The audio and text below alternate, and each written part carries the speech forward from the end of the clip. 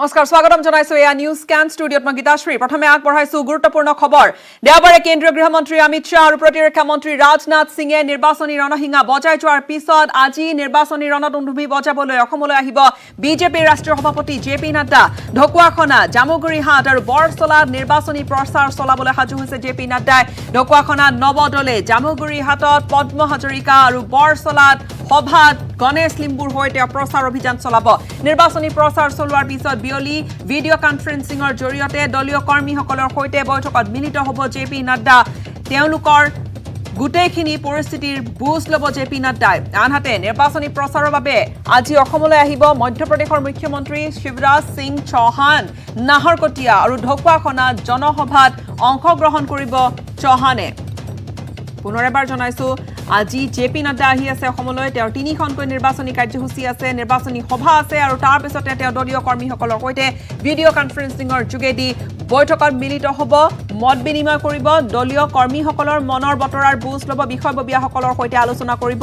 মুঠৰ ওপৰত নিৰ্বাচনী ৰণকৌশল ব্লুপ্ৰিণ্ট তৈয়াৰ কৰিব দেওবাৰে কেন্দ্ৰীয় গৃহমন্ত্ৰী অমিত শাহ আৰু প্ৰতিৰক্ষা মন্ত্ৰী ৰাজনাথ সিঙে নিৰ্বাচনী ৰণসিঙা বজালে তাৰ পিছত আজি নিৰ্বাচনী ৰণসিঙা বজাবলৈ অসমলৈ আহি উপস্থিত হ'বহি বিজেপিৰ ৰাষ্ট্ৰীয় সভাপতি জেপি নাড্ডা এক প্ৰকাৰ ক'বলৈ গ'লে এই মুহূৰ্তত দিল্লীৰ পৰা অহা ষ্টাৰ কেম্পেইনাৰেৰে ভৰি পৰিছে ৰাজ্য যিহেতু সন্মুখত নিৰ্বাচন ঢকুৱাখনা জামুগুৰিহাট আৰু বৰছলাত আজি তিনিখনকৈ বিজেপিৰ সভা আছে ঢকুৱাখনা জামুগুৰিহাট আৰু বৰছলাত নিৰ্বাচনী প্ৰচাৰ চলাব জেপি নাড্ডাই ঢকুৱাখনাত নৱদলীৰ হৈ প্ৰচাৰ চলাব জামুগুৰিহাটত চতিয়াৰ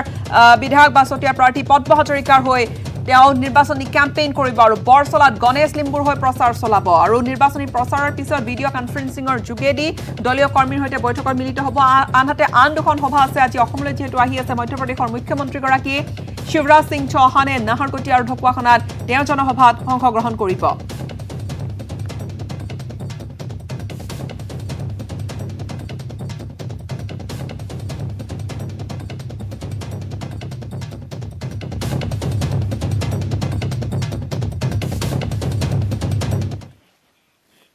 আনহাতে 17 মাৰ্চত একেদিনাই অসমত নিৰ্বাচনী প্ৰচাৰ চলাব কেন্দ্ৰীয় মন্ত্ৰী অমিত শাহ আৰু উত্তৰ প্ৰদেশৰ মুখ্যমন্ত্ৰী যোগী আদিত্যনাথে মাজুলী আৰু শদিয়াৰ জনসভা তেওঁলোকে অংশগ্ৰহণ কৰিব মাজুলীত সভা আছে শদিয়াত সভা আছে জনসভা পাতিছে বিজেপিয়ে তাত অংশগ্ৰহণ কৰিব কেন্দ্ৰীয় গৃহমন্ত্ৰীগৰাকী আৰু লগতে উত্তৰ প্ৰদেশৰ মুখ্যমন্ত্ৰী যোগী আদিত্যনাথে হোজাইৰ নিৰ্বাচনী প্ৰচাৰ সভাত অংশগ্ৰহণ কৰিব যোগী আদিত্যনাথে 18, 19 আৰু 21 মাৰ্চত অসমত নিৰ্বাচনী প্ৰচাৰ চলাব প্ৰধানমন্ত্ৰী নৰেন্দ্ৰ মোদীয়ে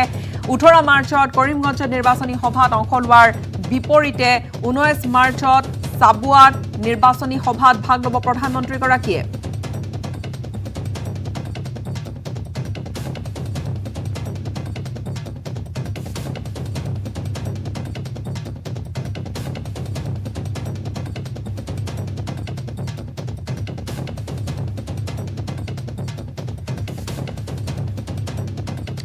প্ৰধানমন্ত্ৰী পুনৰ আহিব অসমলৈ নিৰ্বাচনী কেম্পেইন কৰিব প্ৰধানমন্ত্ৰীগৰাকীয়ে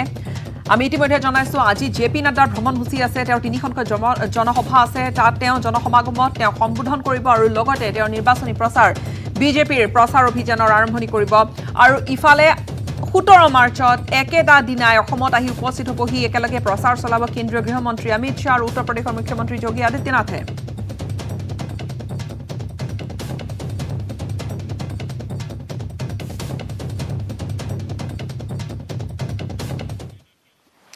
নাহৰকটীয়া সমষ্টিৰ প্ৰাৰ্থী তৰংগ গগৈৰ হৈ নিৰ্বাচনী প্ৰচাৰ চলাবলৈ আজি নাহৰকটীয়াত আহি উপস্থিত হ'বহি মধ্যপ্ৰদেশৰ মুখ্যমন্ত্ৰী শিৱৰাজ সিং চৌহান এই অনুষ্ঠানত উপস্থিত থাকিব অসমৰ মুখ্যমন্ত্ৰী সৰ্বানন্দ সোণোৱাল কিছু সময় পিছতে আমি আপোনালোকক পোনপটীয়া সম্প্ৰচাৰলৈ লৈ যাম তাত বিশাল আয়োজন দেখা গৈছে বিশেষকৈ নাহৰকটীয়াত এইবাৰ প্ৰাৰ্থী তৰংগ গগৈৰ সন্মুখত কি ধৰণৰ প্ৰতিদ্বন্দ্বিতা থাকিব নাহৰকটীয়াৰ পৰা যিহেতু এজেপি সভাপতিগৰাকী প্ৰতিদ্বন্দ্বিতা আগবঢ়াইছে লগতে তাত অগপৰ নাহৰকটীয়াৰ প্ৰাৰ্থীও আছে তেনে পৰিপ্ৰেক্ষিতত কি ধৰণৰ হ'বলৈ গৈ আছে নাহৰকটীয়াৰ যুঁজখন যথেষ্ট লক্ষণীয় হৈ পৰিছে বা নাহৰকটীয়া বিশেষকৈ চৰ্চাৰ বিষয় হৈ পৰিছে নাহৰকটীয়া সমষ্টিৰ প্ৰাৰ্থী তৰংগ গগৈৰ হৈ নিৰ্বাচনী প্ৰচাৰ চলাবলৈ আজি নাহৰকটীয়াত আহি উপস্থিত হ'ল কি মধ্যপ্ৰদেশৰ মুখ্যমন্ত্ৰী শিৱৰাজ সিং চৌহান পোনে পোনে আপোনালোকক লৈ গৈছো সংযুক্ত হৈছে আমাৰ সাংবাদিক উৎপল চলিহাৰ সৈতে উৎপল হয়, এটা কথা ক'ব লাগিব যি প্ৰাৰ্থীৰ যি তালিকা ঘোষণা হোৱাৰ পাছত আজি পোনপ্ৰথমবাৰৰ বাবে নাহাৰগতিত এক বিশাল জনসভা আয়োজন কৰা হৈছে আৰু এই জনসভাত খন্তেক পিছতে অসমৰ যি মুখ্যমন্ত্ৰী সৰ্বানন্দ সোণোৱাল আৰু মধ্যপ্ৰদেশৰ যি মুখ্যমন্ত্ৰী তেখেত আহি উপস্থিত হ'বহি যি প্ৰাৰ্থী আছে তৰংগ হৈ প্ৰচাৰ চলাবলৈ তেওঁলোকে উপস্থিত হৈ এটা কথা আকৰ্ষণীয় পৰ্যায়ত আছে বৰ্তমান নাহাৰগতীয়া সমষ্টিটো যিহেতু নাহাৰগতীয়া সমষ্টিৰ পৰাই অসম জাতীয় পৰিষদৰ যি সভাপতি লুৰিণজ্যোতি গগৈয়ে প্ৰতিনিধিত্ব কৰিছে পূৰ্বৰ যিগৰাকী বিধায়ক আছিল অগপৰ যিগৰাকী বিধায়ক আছিল নৰেন সোণোৱাল ওৰফে যি বটালি তেওঁলোকে প্ৰতিনিধিত্ব কৰিছে আৰু প্ৰাক্তন যি বিধায়িকা তিনিবাৰকৈ তেওঁৰ বিধায়িকা হোৱা প্ৰণতি ফুকনে এই সমষ্টিটোৰ পৰা প্ৰতিনিধিত্ব কৰিছে মোৰ লগত আছে এগৰাকী বিজেপি জ্যেষ্ঠ নেতা আছে মই নমস্কাৰ কেনেকুৱা ধৰণৰ নিৰ্বাচনী প্ৰস্তুতি চলিছে আপোনালোকৰ আমাৰ নাহৰকটীয়া সমষ্টিত এইবাৰ ভাৰতীয় জনতা পাৰ্টি জয়যুক্ত হ'ব আমি ৰাইজে বিচৰা ধৰণে দলে এইবাৰ প্ৰাৰ্থিত্ব প্ৰদান কৰিছে ইয়াত আমি সকলোৱে বিজেপি প্ৰথম চিনত ভোট দিবলৈ আমি আশা কৰি আছিলোঁ আৰু দলে এইবাৰ দিছে আমাক আমি ভাবিছোঁ যে আমাৰ আজি ৰাইজৰ উপস্থিতি চাই আমি নিশ্চিতভাৱে আমি ক'ব পাৰোঁ যে আজি আমি জয়যুক্ত হ'ম আৰু আজি আমি এইখিনিকে কৈছোঁ আৰু বিজেপিৰ যিটো 100+ সেইটো হ'বলৈ গৈ আছে এইটো আমি নিশ্চিতভাৱে ক'ব পাৰোঁ ধন্যবাদ জ্ঞাপন কৰিছোঁ মই পুনৰ কৈছোঁ আজি যি অসমৰ যি মুখ্যমন্ত্ৰী আহি খন্তেক পিছতে উপস্থিত হ'ব আৰু নাহাৰগতীয়া বিভিন্ন প্ৰান্তৰ পৰা লোক ইয়ালৈ অনা হৈছে শিলডল ভাঙি মানুহ আচলতে ক'ব লাগিব ওলাই আহিছে এক প্ৰকাৰ বুলি ক'লে মূলত কেন্দ্ৰীয় মন্ত্ৰীগৰাকী উপস্থিত আছে মই পোনে তেখেতৰ ওচৰলৈ গৈছোঁ কেনেকুৱা ধৰণৰ প্ৰস্তুতি আজি আমাৰ সুন্দৰ এটা প্ৰস্তুতি ইতিমধ্যে আমাৰ পাৰ্টিৰ ফালৰ পৰা কৰা হৈছে আৰু আপোনাৰ নিশ্চয় গম পাইছে কিছু সময়ৰ পিছতে অসমৰ মুখ্যমন্ত্ৰী সৰ্বানন্দ সোণোৱাল ডাঙৰীয়া আৰু মধ্যপ্ৰদেশৰ মুখ্যমন্ত্ৰী শিৱৰাজ চৌহান ডাঙৰীয়া আহি পাবহি আমাৰ নগাঁৱৰ এই ফিল্ডখনত আৰু ইতিমধ্যে গম পাইছে আপোনালোক আজি এমাহমান আগতেই আমি এই নাহৰকটীয়া সমষ্টিত নিৰ্বাচনী প্ৰচাৰ আৰম্ভ কৰি দিছিলোঁ য'ত নেকি হিমন্ত বিশ্ব শৰ্মা ডাঙৰীয়া এখন চাচনিত এখন নামৰূপত আৰু এখন জয়পুৰত আমি সভা কৰিছিলোঁ আৰু তাতে আমি প্ৰমাণ কৰি দিছিলোঁ যে এই সমষ্টি এইবাৰ ভাৰতীয় জনতা পাৰ্টি জিকিব আৰু এইবাৰ আমি AGPক নিদিওঁ তেনেধৰণৰ কথাবিলাকো আমি কৈছিলোঁ আৰু ইতিমধ্যে তৰংগৰ নিচিনা উঠি অহা এজন যুৱকক এই সমষ্টিৰ পৰা প্ৰাৰ্থিত্ব দিয়া হৈছে ইয়াত কেইবাজন হয়তো টিকেট বিচাৰিছিল কিন্তু তৰংগক দিয়া হৈছে ইয়াত আৰু ইয়াত আমি ভাবোঁ আমাৰ দলৰ সকলো কাৰ্যকৰ্তা ইতিমধ্যে লাগি গৈছে জিকুৱাবৰ কাৰণে চাওক প্ৰথম কথা হ'ল যে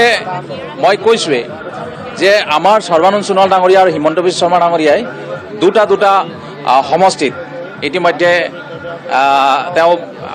সৰ্বানন্দ সোণোৱাল ডাঙৰীয়া মাজুলীৰ পৰা আৰু হিমন্ত বিশ্ব শৰ্মাৰ জালুকবাৰীৰ পৰা ইলেকশ্যন খেলিছে এটা চিটত খেলিছে কিন্তু লুৰিণজ্যোতি গগৈ ডাঙৰীয়া দুটা চিটত খেলিছে দুলীয়াজান আৰু নাহৰকটীয়া তেওঁৰ ওপৰত বিশ্বাস নাই যে কোনটো সমষ্টি জিকিম সেইকাৰণে কৈছোঁ আপোনাক নাহৰকটীয়া সমষ্টিত তেওঁ নিজিকে দুলীয়াজান সমষ্টিত নিজিকে দুলীয়াজানতো আমি কংগ্ৰেছৰ লগত আমাৰ কণ্টেষ্ট হ'ব নাহৰকটীয়াত কংগ্ৰেছৰ লগত কণ্টেষ্ট হ'ব আৰু তৰংগৈ ডাঙৰীয়া বহুত ভোটৰ ব্যৱধানত জিকিব আৰু দুলীয়াজানত তেৰছ গোৱাল ডাঙৰীয়া বহুত ভোটৰ ব্যৱধানত জিকিব হয় পুনৰ কৈছোঁ নৰেন সোণোৱালৰ ফেক্টৰ নিশ্চয়কৈ থাকিব নৰেন সোণোৱালে অগপৰ পৰা টিকট নিদিলেও নৰেন সোণোৱালে নিৰ্বাচনী যুঁজত অৱতীৰ্ণ হৈছে কি কয় তেওঁ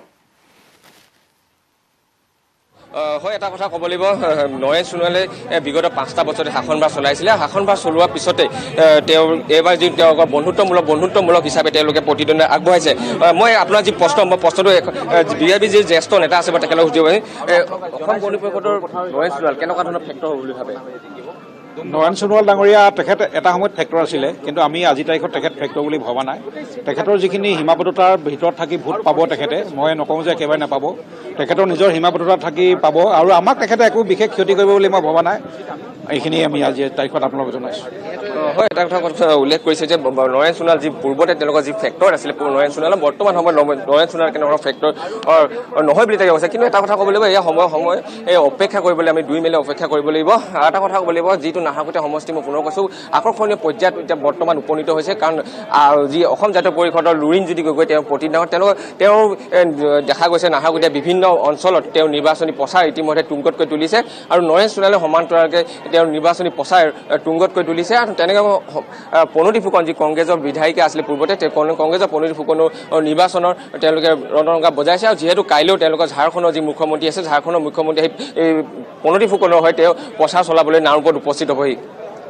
নিশ্চিত ৰূপত উৎপল তাত যোৱা বেলিকা যদি চাবলৈ যোৱা যায় 2016 চনৰ নিৰ্বাচনৰ সময়ছোৱাত প্ৰণতি ফুকন যেতিয়া পৰাজিত হৈছিল প্ৰণতি ফুকন প্ৰায় 4000 মান ভোটৰ ব্যৱধানত পৰাজিত হৈছিল নৰেন সোণোৱালৰ হাতত আৰু এই যি এটা ব্যৱধান প্ৰায় 4000 মানৰ ভোটৰ ব্যৱধান কিন্তু এইবাৰ তাত দুটাকৈ ফেক্টৰ থাকিব এফালে মিত্ৰজোঁটৰ তেওঁলোকৰ দুগৰাকীকৈ প্ৰাৰ্থী আছে মিত্ৰজোঁটৰ যিসকল সমৰ্থক আছে তেওঁলোকে কাক ভোট দিব সেই ধৰণৰ এটা নিশ্চয়কৈ আণ্ডাৰষ্টেণ্ডিঙত আহিব লাগিব মিত্ৰদল তাৰ লগতে আনহাতে এবাৰ লুৰিণজ্যোতি গগৈ নিশ্চয়কৈ নাহৰকটীয়াত এটা ফেক্টৰ হৈ পৰিব তেনে পৰিপ্ৰেক্ষিতত ক'বলৈ পাৰি নেকি নে চাৰিকোণীয়া যুঁজ এখন হ'বলৈ গৈ আছে তাৰ মাজত কৰবাত কাক ক্ষতি কৰিব কোনে কেনেকৈ ক্ষতি কৰিব কি ক'ব পাৰি হয় নিশ্চয়কৈ এটা কথা ক'ব পাৰি যে এবাৰ চাৰিকোণীয়া যি প্ৰতিদ্বন্দ্বিতা এবাৰ নাহৰকটীয়া সমষ্টিত দেখা যাব কাৰণ এটা কথা ক'ব লাগিব যে যোৱাবাৰ যি বিধানসভা নিৰ্বাচন আছিল বিধানসভা নিৰ্বাচনত মিত্ৰজোঁটৰ প্ৰাৰ্থী নৰেন সোণোৱালে মাত্ৰ তেওঁ 3700টা ভোটত তেওঁ জয়লাভ কৰিবলৈ সক্ষম হৈছিল এনেস্থলত এইবাৰ চাৰিকোণীয়া যিহেতু প্ৰতিদ্বন্দ্বিতা হ'ব এই চাৰিকোণীয়া প্ৰতিদ্বন্দ্বিতাত যে বিজেপি অলপ হ'লেও ভোট বা কংগ্ৰেছৰ অলপ হ'লেও ভোট লুৰিণজ্যোতিয়ে যে তেওঁলোকে পৰা কাঢ়ি আনিব সেয়া এক প্ৰকাৰ নিশ্চিত বুলি তেওঁ ক'ব পাৰি আৰু এটা কথা ক'ব লাগিব নৰেন সোণোৱালে নিৰ্বাচন তেওঁ যিহেতু খেলিছিলে পাঁচটা বছৰ আছিলে তেওঁ শাসনত কিন্তু এটা কথা ক'ব লাগিব শেহতীয়াকৈ নৰেন সোণোৱালৰ প্ৰতি কিছু ক্ষোভ দেখা পোৱা গৈছে সমষ্টিবাসী কাৰণ নাহৰকটীয়াত বহু কেইটামান সমস্যা দীঘলীয়া কিছুমান সমস্যা আছিলে কিন্তু সমস্যাৰ ক্ষেত্ৰত সমাধানৰ ক্ষেত্ৰত নৰেন সোণোৱালে সাৰ্থক নহ'ল বুলি এতিয়া জানিবলৈ দিয়ে উৎপল চলিহা নাহৰকটীয়াত আজি যিহেতু মধ্যপ্ৰদেশৰ মুখ্যমন্ত্ৰীগৰাকী উপস্থিত হোৱাৰ কথা তেওঁ উপস্থিত হৈছেগৈ ইতিমধ্যে সন্ধিয়া সময়ৰ পিছতে যি হেলিকপ্টাৰ তেওঁলোকে আহিব মূল প্ৰাৰ্থীগৰাকী আছে মই পোনে পোনে যাব বিচাৰিছোঁ প্ৰাৰ্থীগৰাকীৰ ওচৰলৈ তৰংগ গগৈ আছে আমাৰ লগত নিৰ্বাচনী প্ৰচাৰ চলাব আপোনাৰ এই মুহূৰ্তত কেনেকুৱা আপোনাৰ ফিল্ডত কেনেকুৱা এতিয়া ফিল্ডত মানে আপুনি এই ফিল্ডৰ কথা কৈছে নে গোটেই সমষ্টি ফিল্ডৰ কথা কৈছে খুব ভাল পৰিৱেশ মোৰ অকল এজ এ ব্যক্তি তৰংগ গগৈ হিচাপে নহয় ভাৰতীয় জনতা পাৰ্টীৰ প্ৰত্যেক কাৰ্যকৰ্তা যেতিয়া আমি যিকোনো গাঁৱত যাওঁ মই যদি এখন পঞ্চায়ত গৈছোঁ তাৰ লগতে কিন্তু বাকী 13খন পঞ্চায়ত 2খন টাউন কমিটি সকলোতে আমাৰ কাৰ্যকৰ্তাই নিজকে এজ এ প্ৰাৰ্থী কেম্পেইন কৰিছে ঘূৰি আছে আমাৰ প্ৰত্যেক পৃষ্ঠা প্ৰমুখ বুথ কমিটি শক্তি কেন্দ্ৰ প্ৰমুখ মানে মোৰ এনেকুৱা ফিল হৈছে মই অকল ইলেকশ্যন খেলা নাই মোৰ লগত আমাৰ নাহৰকটীয়া সমষ্টি 27টা কাৰ্যকৰী ইলেকশ্যন খেলি আছে প্ৰত্যাহ্বান বুলি যদি আপুনি কয়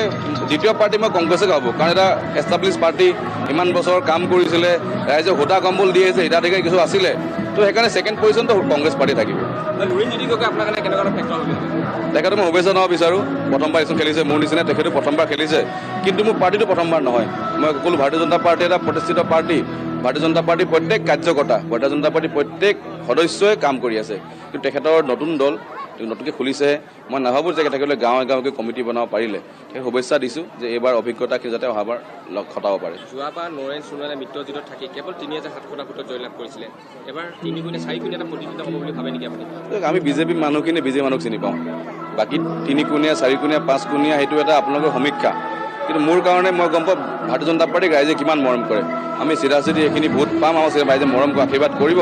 বাকী কিছু ব্যক্তি বেলেগ দলৰ থাকে সদস্যসকলে নিজৰ দলক ভোট দিব ৰাইজে বিজেপিক ভোট দিব এবাৰ 100% তাৰ প্ৰমাণ আজি ৰাইজক চোৱক গোটেই প্ৰত্যেক চুকে কাণৰ পৰা আহিছে কিন্তু কাৰ্যকৰ্তাসকল আহিছে মই 100% বিশ্বাসী যে বিজয় ভাৰতীয় জনতা পাৰ্টিৰ হ'ব হয় ক'ব লাগিব যি উৎপল নিশ্চিত যে তেওঁ বিজয় লাভ কৰিব সেয়া সময়ত আচলতে দেখা পোৱা যাব আৰু মই পুনৰবাৰ কৈছোঁ খন্তেক সময়ৰ পিছতে নাহৰকটীয়া যি ৰাজহুৱা খেলপথাৰ ৰাজহুৱা খেলপথাৰত মুখ্যমন্ত্ৰী সৰ্বানন্দ সোণোৱালৰ হেলিকপ্টাৰ তাত অৱতীৰ্ণ হ'ব আৰু অৱতীৰ্ণ হোৱাৰ পিছত পোনে পোনে এই যি জনসভা নিৰ্বাচনৰ জনসভা ইয়াত উপস্থিত হ'বহি ধন্যবাদ জ্ঞাপন কৰিছোঁ উৎপল আমাক সবিশেষ আপুনি জনালে কিছু সময় পিছতে তাত মধ্যপ্ৰদেশৰ মুখ্যমন্ত্ৰী শিৱৰাজ সিং চৌহানে নিৰ্বাচনী কেম্পেইন চলাব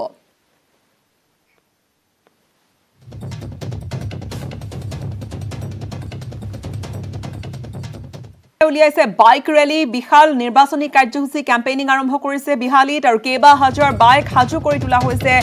ৰেলীলৈ মন্ত্ৰী ৰঞ্জিত দত্তৰ হৈ তেওঁ প্ৰচাৰ চলাবলৈ সাজু হৈছে ওলাই আহিছে বিহালীৰ ডেকা শক্তি বিহালীৰ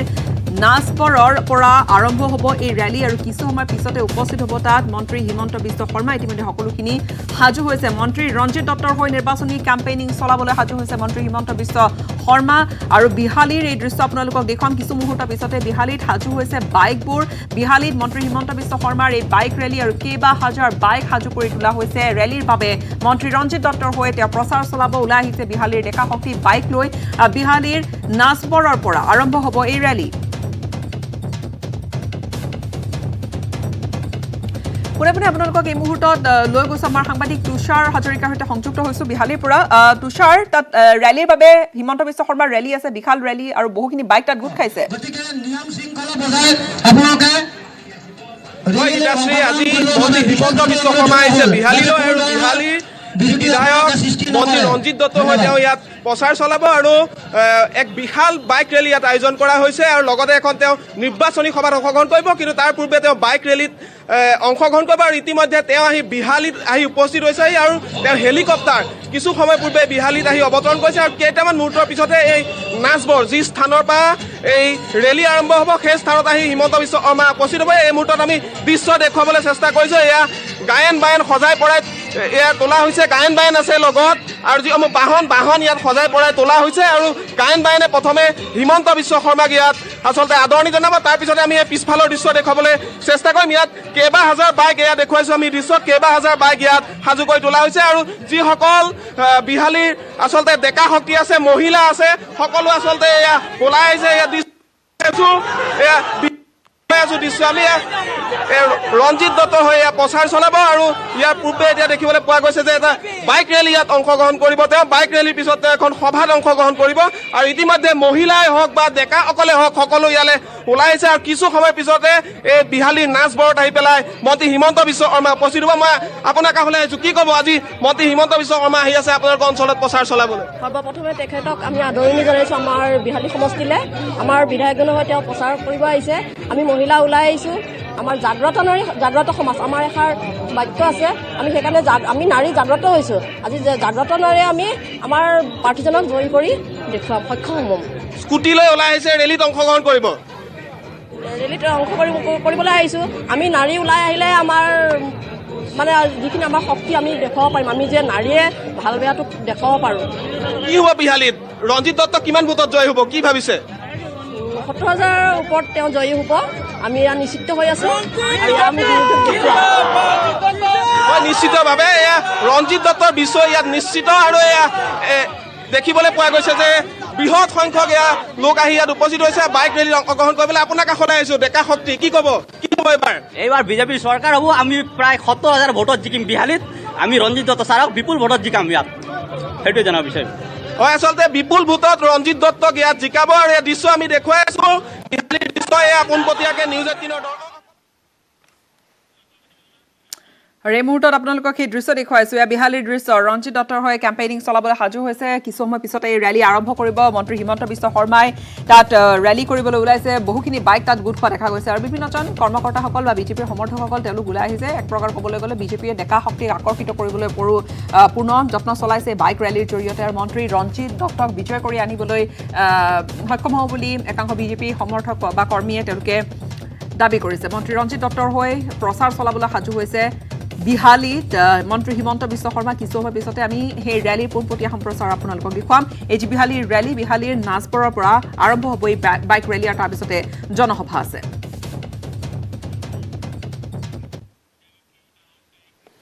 বিজেপিৰ প্ৰাৰ্থী ঘোষণাৰ পিছতে এতিয়া ক্ষোভৰ বহিঃপ্ৰকাশ দেখা গৈছে বিভিন্নজন দলীয় কৰ্মীৰ মাজত দলীয় কৰ্মীয়ে ফালি পেলালে বেনাৰ পোষ্টাৰ বিএছটিত অজয় কুমাৰ ৰায়ক প্ৰাৰ্থিত্ব প্ৰদান কৰাক লৈ ক্ষোভ উজাৰিছে আন একাংশ কৰ্মীয়ে অৰূপ নাথৰ প্ৰাৰ্থিত্বৰ পৰা বঞ্চিত হোৱাৰ বিষয়টোক লৈ যথেষ্ট ক্ষোভিত হৈ পৰিছে এইসকল কৰ্মী সমৰ্থক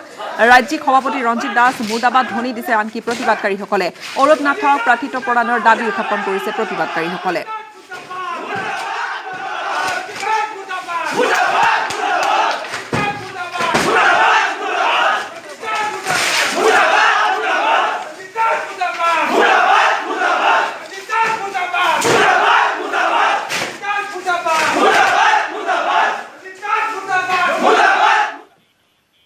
লাহৰীঘাটত নিশা নিৰ্বাচনী হিংসাৰ ঘটনা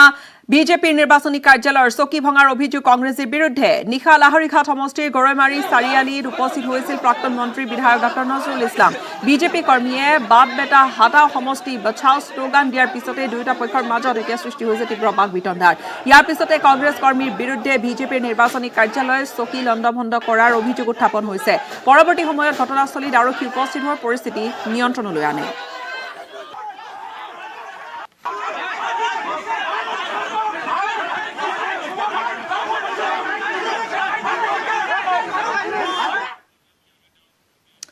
মহাৰাষ্ট্ৰত ক্ৰমাৎ বৃদ্ধি পাবলৈ লৈছে কৰোনা আক্ৰান্তৰ সংখ্যা চলিত বছৰটোত ৰাজ্যখনত সৰ্বাধিক হাৰত বৃদ্ধি পাবলৈ ধৰিছে আক্ৰান্তৰ সংখ্যা 24 ঘণ্টাৰ ভিতৰত ৰাজ্যখনত 16,620 গৰাকী লোক আক্ৰান্ত হৈছে কোভিড-19ত সম্প্ৰতি ৰাজ্যখনত সৰ্বমুঠ 23,14,413 গৰাকী লোক কোভিড-19ত আক্ৰান্ত হৈছে আৰু আজিৰে পৰা আনহাতে মহাৰাষ্ট্ৰৰ নাগপুৰত লকডাউনৰো ঘোষণা কৰা হৈছে আজিৰে পৰা 21 মাৰ্চলৈ চহৰখনত লকডাউন থাকিব নাগপুৰত এতিয়ালৈকে 2,252 জন লোক কৰোনাত আক্ৰান্ত হৈছে মধ্যপ্ৰদেশত একেধৰণে বৃদ্ধি পাইছে আক্ৰান্তৰ সংখ্যা ইন্দোৰ আৰু ভোপালত 753 জন নতুনকৈ আক্ৰান্ত হৈছে